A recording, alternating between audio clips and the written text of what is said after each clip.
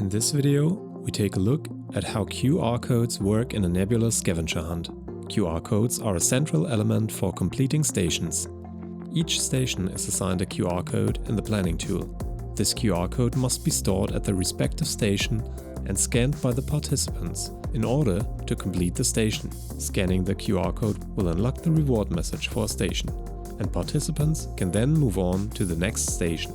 But let's take a look at the details.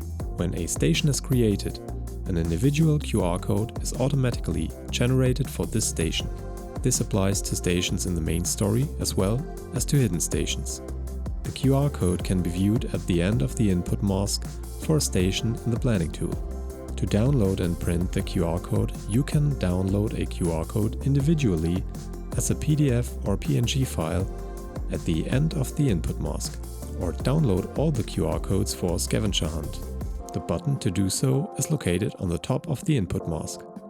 What does the use of a QR code look like during a scavenger hunt? If a scavenger hunt participant is within the radius of a station, the smartphone's QR code scanner is activated and the QR code can be read from this point on. This means that the respective QR codes must be deposited at the respective stations or, in the case of a hidden station, placed in an outdoor area, for example.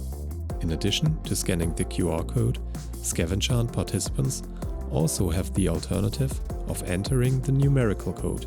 This numerical code is located directly below the respective QR code. If the QR code doesn't work, the corresponding numerical code can also be used to unlock the reward message. The QR codes must be placed at the respective stations before the start of the scavenger hunt.